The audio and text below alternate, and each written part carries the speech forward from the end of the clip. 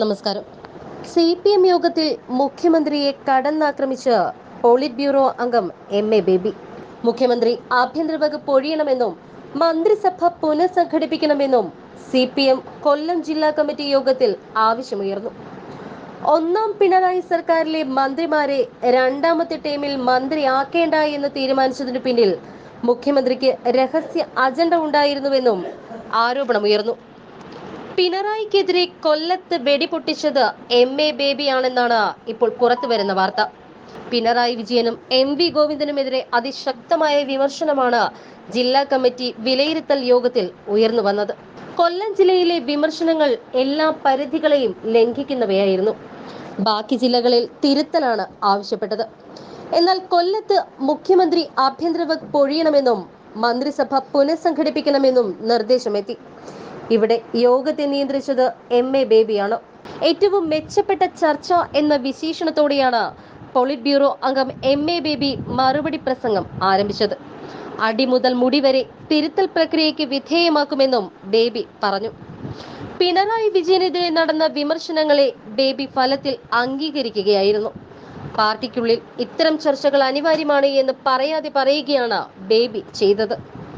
അതിനിടെ ഒന്നാം പിണറായി സർക്കാരിലെ മന്ത്രിമാരെ രണ്ടാം ടൈമിൽ മന്ത്രിയാക്കേണ്ട എന്ന് തീരുമാനിച്ചതിന് പിന്നിൽ മുഖ്യമന്ത്രിക്ക് രഹസ്യ അജണ്ടയുണ്ടായിരുന്നുവെന്നും ആരോപണമുയർന്നു.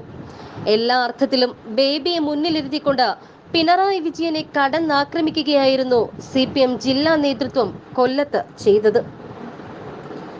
2 തവണയിൽ കൂടുതൽ മത്സരിക്കേണ്ട എന്ന തീരുമാനവും നിഗൂഢമാണ്. ഇതൊന്നും ചോദ്യം ചെയ്യാൻ ഈ പാർട്ടിയിൽ ആരുമില്ലേ എന്ന് ചോദിച്ച അംഗങ്ങൾ കേന്ദ്ര കമ്മിറ്റിക്ക് പോലും സംസ്ഥാനത്തെ പാർട്ടിയിലും ഭരണത്തിലും നിയന്ത്രണമില്ല എന്നും തുറന്നടിച്ചു. പാർട്ടിയും ഭരണവും കണ്ണൂർ ലോബി പിടിച്ചെടുത്തു എന്ന വിമർശനവും ഉണ്ടായി. മുഖ്യമന്ത്രിയും പാർട്ടി സെക്രട്ടറിയും LDF കൺവീനറും മുഖ്യമന്ത്രിയുടെ പൊളിറ്റിക്കൽ സെക്രട്ടറിയും വിവിധ മന്ത്രിമാരുടെ പ്രൈവറ്റ് സെക്രട്ടറിമാരുമെല്ലാം കണ്ണൂരിൽ നിന്നുള്ളവരാണ്. തുടർഭരണം കിട്ടിയതോടെ മുഖ്യമന്ത്രിയുടെ മുഖം അഹങ്കാരത്തിൻ്റെതായി എന്ന അതിരൂക്ഷ വിമർശനമാണ് കൊല്ലത്തുയർന്നത്. ഈ വിമർശനങ്ങളെ പ്രതിരോധിക്കാൻ ബേബിയും തയ്യാറായില്ല. മൈക്ക് ഓപ്പറേറ്ററോട് മാത്രമല്ല, ചടങ്ങിന്റെ അവതാരകയോട് പോലും മുഖ്യമന്ത്രി തട്ടിക്കയറുന്നു. ഇടതുപക്ഷ സഹയാത്രികനായ ഗീവർഗീസ് മാർ കൂറിലോസ് ചെറിയൊരു വിമർശനം നടത്തിയപ്പോൾ തന്നെ മുഖ്യമന്ത്രി പ്രതികരിച്ചത് അങ്ങേയറ്റം ധിക്കാരവും അഹങ്കാരവും നിറഞ്ഞ ഭാഷയിലാണ്.